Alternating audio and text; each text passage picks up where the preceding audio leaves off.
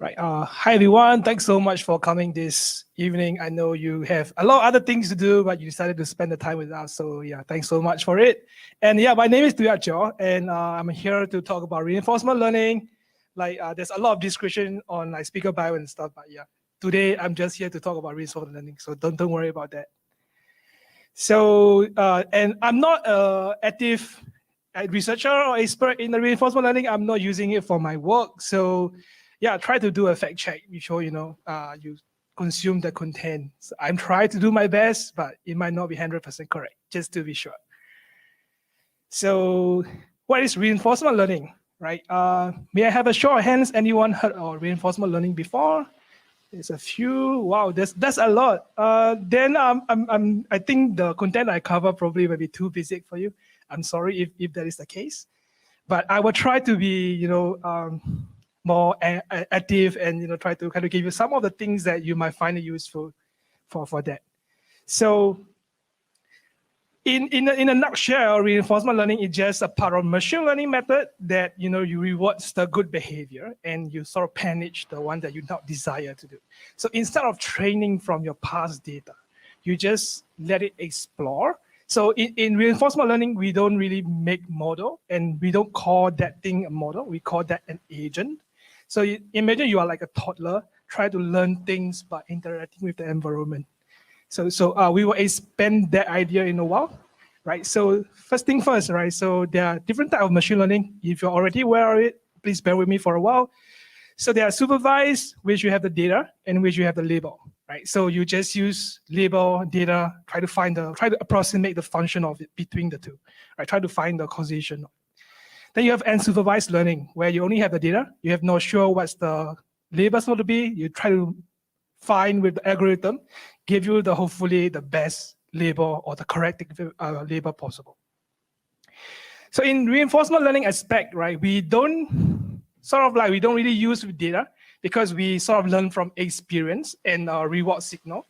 So we try to find that reward signal so that we are doing the correct thing or the intended things that we are supposed to be doing. So there's some example. I'm sure you heard of AlphaGo before. So this is like Go Chinese chess game that is played by Google, and it beats the some AlphaGo teams try to build the AI agent that can beat the world champion in AlphaGo, and that was like a long time ago, right? So there are a few other things. There's OpenAI 5 that if you play Dota 2, they probably heard of it before. This is totally run by AI and try to beat the world champion of Dota players. And they are sort of like coordinating each other to maximize their rewards to win the game. So there are like 5 agents interacting as a team to win other 5 players. So those are like very long time ago. Like when I started learning reinforcement learning, it was already there.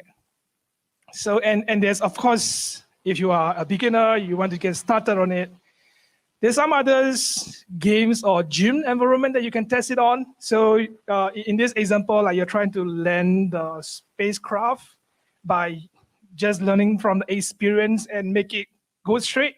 So there are some tension, how much force you need and things like that. How do you drive the car all the way past to the edge of the slope and things like that. So those are like early days reinforcement learning, right?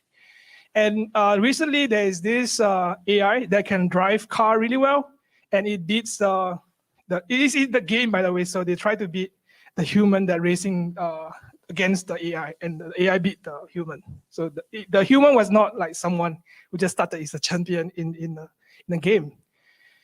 Also, there's Agent 57 that came out. The agent that can play 57 games really well. Right? It's not just one game. So then they are even saying that this is like an approach to the general intelligence, because you're trying to have this one agent that do 57 tasks very well. So enough of all the example, right? So how did this tie back to the AI scope? Right. So as we know, AI is like a big thing. Then inside of it, there's machine learning.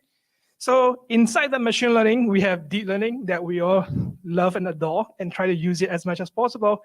But yeah, so then there's a reinforcement learning, which is slightly out from the deep learning, but there's some overlap. So the overlap portion, we call it deep reinforcement learning. So there are traditional reinforcement learning, and there's like using deep learning to solve some of the reinforcement learning tasks, which we call deep reinforcement learning.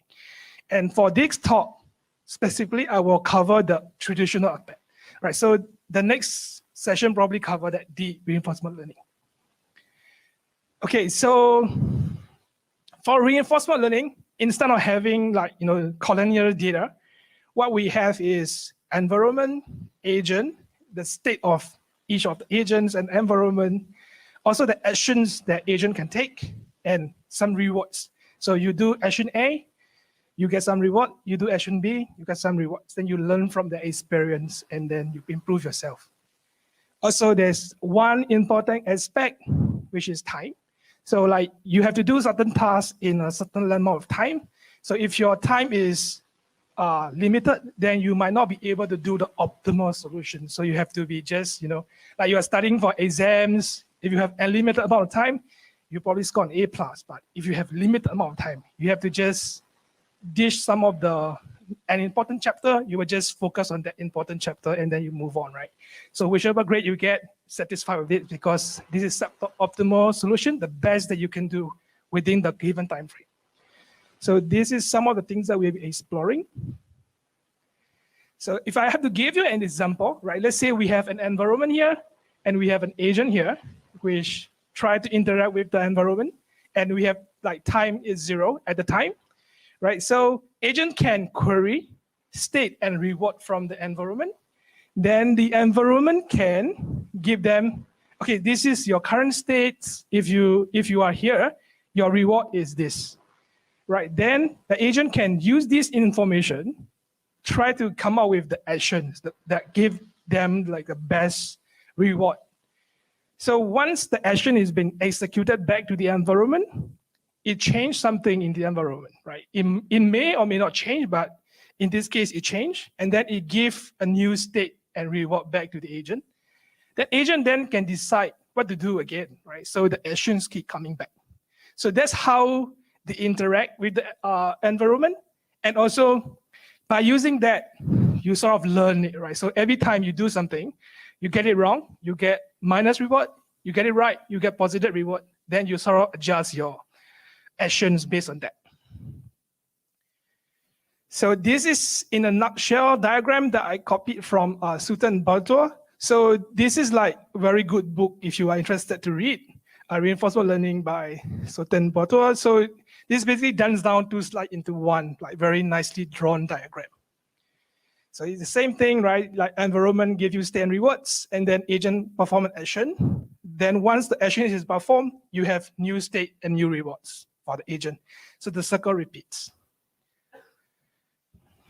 So, yep, so in a nutshell, agents achieve the objective that you want to do by selecting the best action possible with given the states, right? So these states, I do this, I get this reward, but I want to get the best possible rewards, not just any rewards that I can do.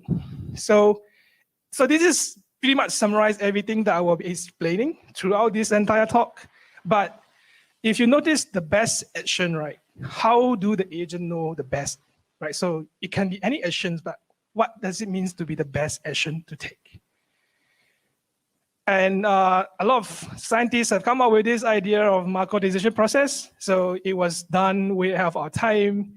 And this is like simple idea of, try to frame that problems into a state environment, and then you try to chain it up. So the idea is pretty much simple. So this is like a sequential decision-making process. So it's like a loop, right? So in this state, I do this. In this state, I do that. And it can be used to decide the optical or optimal next steps based on the environment, states, and the action performed by the agent, right? And it does using one assumption. It's called Markov property.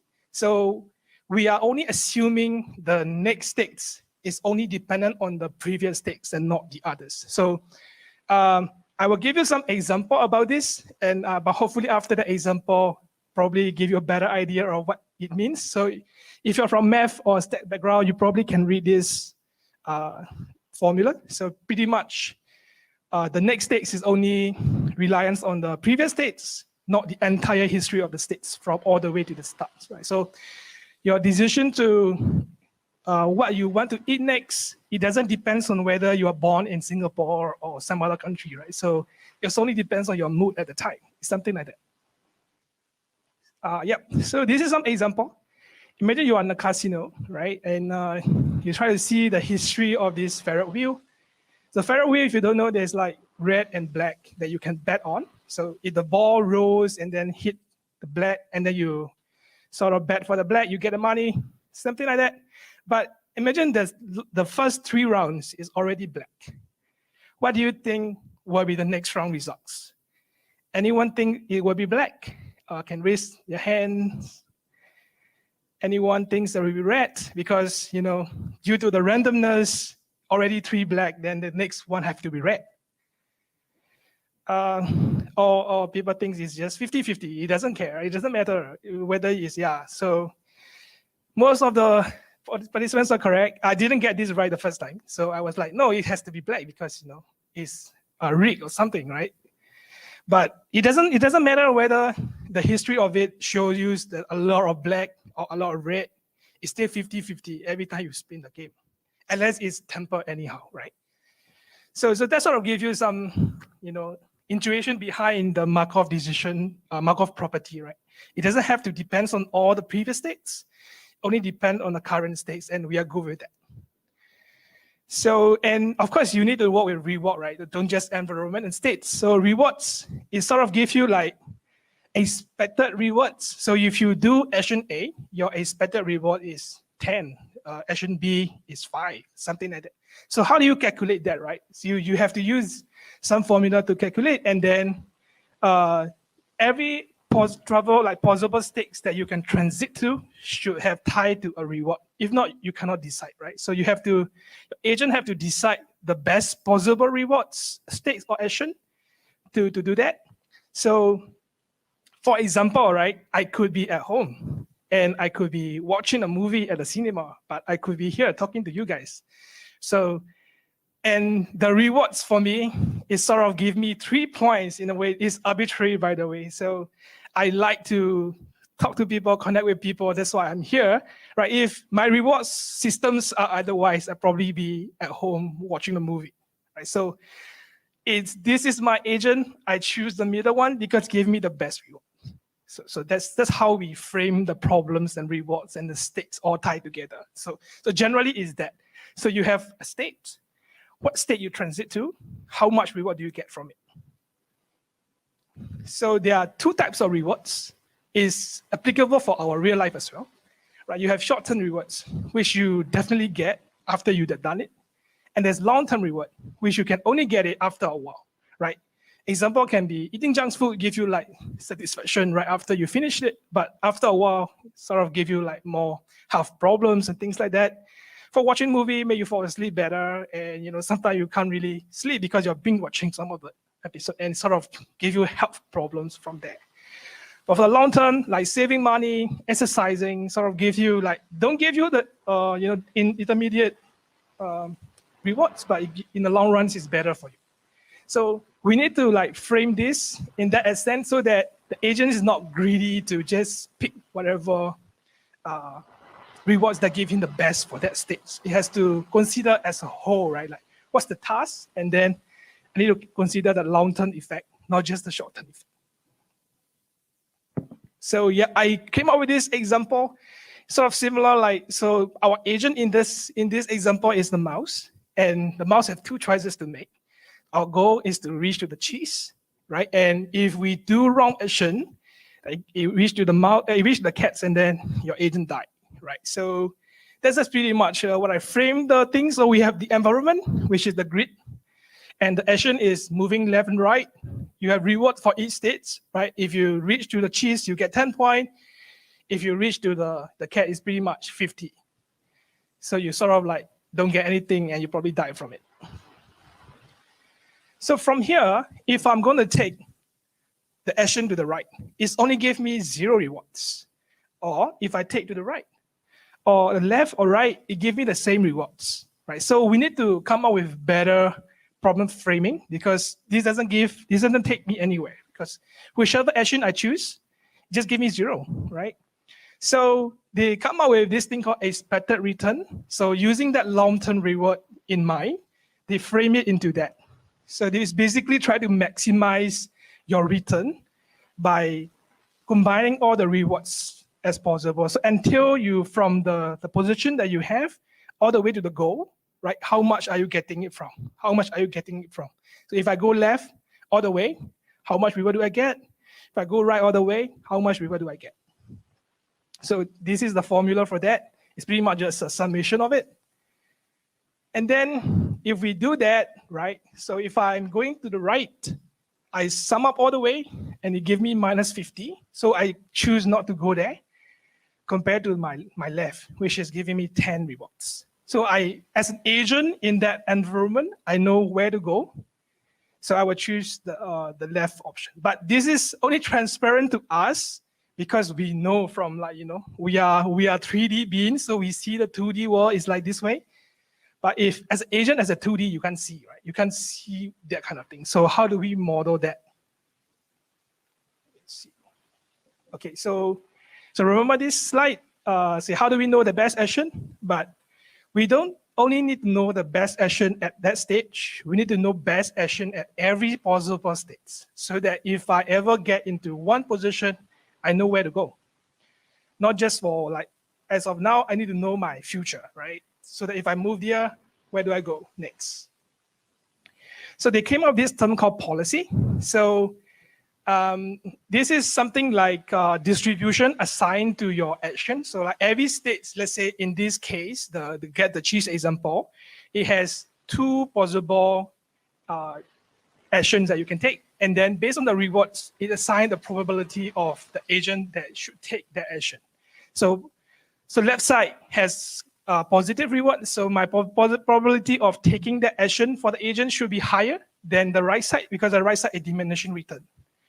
So that's something like that. And highly rewarding actions will have higher probability compared to the right side one, which give me the low rewards. Right. So we use policy as pi in the mathematical or simple way, right? And the pi initially you can be choosing left and right. So these are like action table in a way. So you could choose left and right from these states. But after we have done some calculations or train the agent, then the optimal policy should be always to go right. Like, doesn't matter where you end up. So the agent could be here, but the policy should tell the agent to just go left, right? You should never go right because right has the enemy that will kill you. So that's something that we have to work on. And the task itself, the task that I gave you just now, the get the cheese task, is pretty much episodic task. So once it's done, it's done. There is no continuous, right? Like you reach the cheese, the task is complete, right? So these tasks are called episodic tasks. It has a terminal states and pretty much similar to like Pac-Man, chess, tic-tac-toe, right? So all the games are like, most of the games are episodic tasks, but there's other tasks which is continuous tasks, right? So if you are building a robot in a factory, the task doesn't really end. It's keep on going, right? So it's like assembly line, stock trading never ends. It's go up, go down. And of course, learning, right? That's why you guys are here, spending your time on the evening to learn. So learning never ends. Keep on going, right? So we can't just use this formula for continuous tasks because you never know when it's going to end, right? You don't know the t plus n. So it keep on going to infinity, right? So you got to do something about this. And one way to fix it is by adding this discount factor. So they call it gamma. And discount factor is ranging from like 0 to 1. So if you are putting it 0, then you are very greedy. You only take out the max reward at one state. If you're putting 1, then you are considering all the possible future rewards, right? So you have to balance that in the aspect. So if you are going to the infinity, the infinity part will be like very much to 0, and you sort of like don't care about that.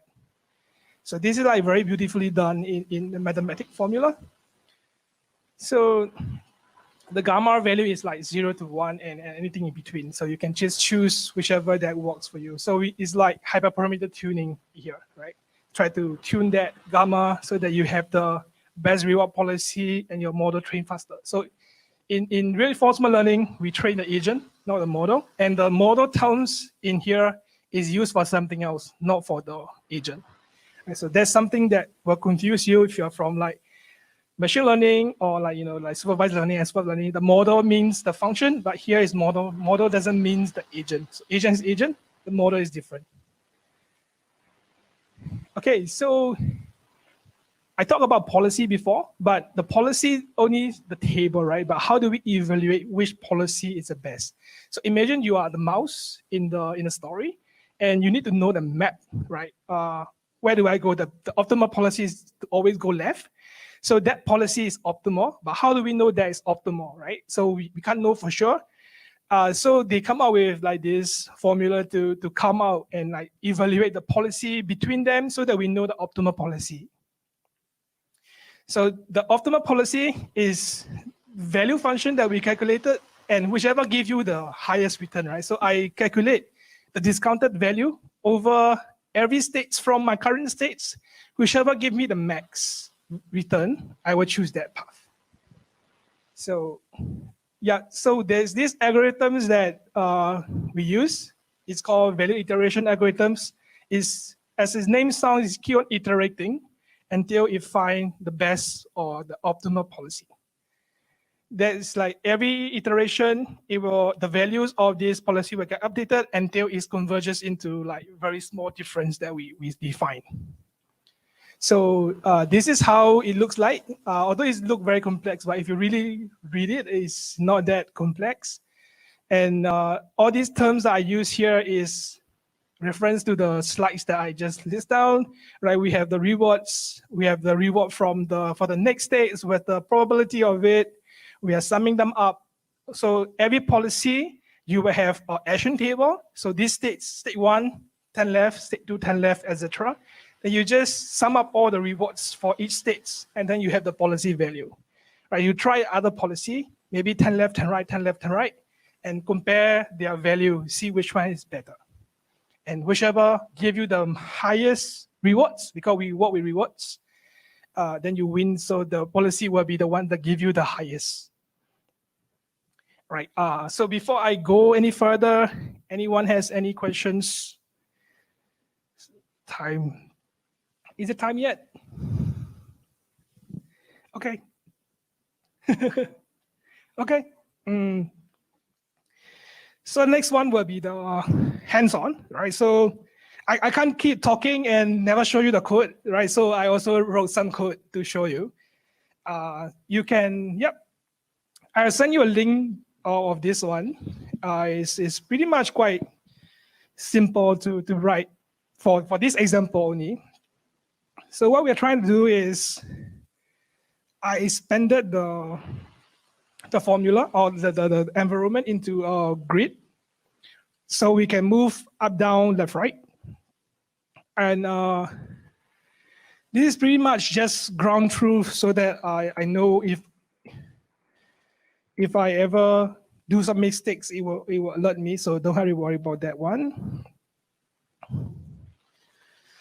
So the first thing first, we need to define an environment and the states, right? Before we start training the agent, we have to build the environment, we have to define the states, and we have to define all the rewards and the action so that the agent can use the action in the environment to get rewards and learn. So that's what we will do. Right, so if you're familiar with grid systems, so from this, we convert into this. So just a coordinate like 0, 0, 1, 0, 1, 2, and etc. So what I would do is I just do that, right? From my code is the states, I define width at 5, then height is 3. Pretty much I create a tuple of the states and append to the list, right? So if I run this code, it should give me all the states, which is just a coordinate of the system, right? And then we need to define the rewards. So I'm defining cheese as +10 and the 2 cats as -10 to just make it easier. It can be arbitrary. It can be anything. It can be 1 to, it's up to you to define it. And so this is the reward that I would do. I define my goal state, which is 4-2. I define my obstacle state, which is 3-1 and 3-2. These are 2 cats. Then I just loop through and then assign, right? If this is equal to goal states, I give them 10. If not equal to goal state, if equal to the obstacle states, I give them -10. The rest is pretty much 0, right? So I define that. So now we have done environment states, and also we need to do actions, right? So for actions is just upright, right? But if you notice, if our agents is here, only can go left and down, cannot go up, right? Because it's the wall, right? And if we don't define it well, it might get stuck, keep going up and never come down. But not that it's really necessary, but to speed up the process, right? In real life, you probably don't know where the wall and surroundings are. So you probably just keep trying until you get it right. But in this case, I know where exactly it is. So I just define all the possible actions that agent can take, right? So now I have all the actions, all the environment rewards actions, right? Then I pair them up. So policy is so pairing them up is basically just to define at which states what are the valid actions that you can take, right? So 0, 0, you can only take up, down, or up, right. 0, 1 is up, down, right, etc. So I'm just limiting it so that it's trained faster in a way. So before we send the agent to the environment, the agent has to know something, right? I need to know what to do first before I can learn, right? So we have to define that initial policy or like action plan in a sense. So you have to give them some action plan so that they will execute the action plan, learn from it. Maybe there's some mistakes. I bump into the cat and I die. So the next iteration, I learn from that. I don't go to that stakes anymore. Something like that. So the first initial one, we're just using random, right? So we don't really know what works and what doesn't. So we just random choice from all the action possible for all the states.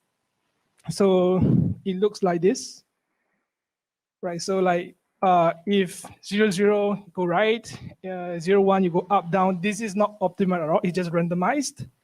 So once it's randomized, we sort of have to define our value functions. So value functions are pretty much from one state to the goal states. If I take this path, what's my expected return from it? So I could be taking straight, I could be taking curve, I could be taking like, zigzag. What's my expected return? So for now, I just copy the reward states because we don't know any rewards yet. But for this part, I basically implemented into the value iteration functions, and I'm choosing gamma as 0.9. If you remember, gamma is the discount factor. And I'm not putting any noise, but sometimes you probably need some noise to counter-react for your environment, right? For example, if you are programming a robot, like cleaner robots, your floor might be slippery. So you need to cater for that noise into your program.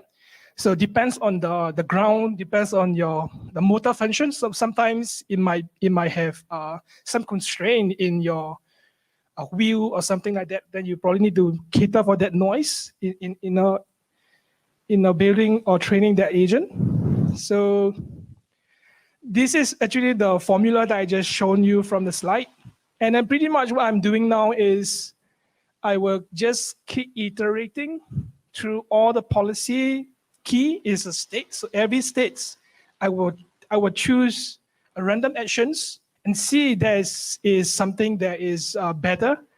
So I took action like take left.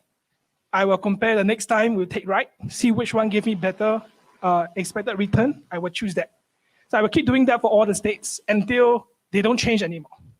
So that's pretty much it. So yeah, because this is quite problem, so it's pretty much very fast. And after I have done, I could print out the value. So remember, we defined the value of cat as -10 and the cheese as 10. But after this iteration of all the calculating the expected returns for each states, we sort of get this kind of this kind of value for the empty state, which we have 0 initially. So the agent will have learned this value just by going through again and again and again and again to update the best possible rewards. So after that, we can come up with this kind of action plan. So the action plan for the agent at this stage is, if you are in like 0, if you're in this stage, you have to go down. If you are in this stage, you have to go down as well. If you are on this stage, you go left. If you're on this stage, you go left. And if you're on this stage, you go up. So by going through this action plan, the agent can arrive to the cheese successfully. So our goal is to come up with this. Then if you can, so once you get this, you can just use this as a map to travel around. Right, so our goal is to find this, and like agent will have remembered this in their brain so that they know where to go. Yep, so if you are up to the challenge, you could try with more obstacles and try to block the cheese and see whether the agent can arrive to the cheese without having to, go through the cats. You could try with bigger environment. Currently it's just 5x3, but you could try 1,000 and 2,000. Or whichever one you want to try. You can also try with having more goals, right? So I talk about the time being the important factor. What if the goal is too far away, right? And you are a mouse, so you can't be going around infinitely trying to find a cheese. So you probably have to find something else. So if you are having like time constraint, you could add that, right? You could add immediate goals to that.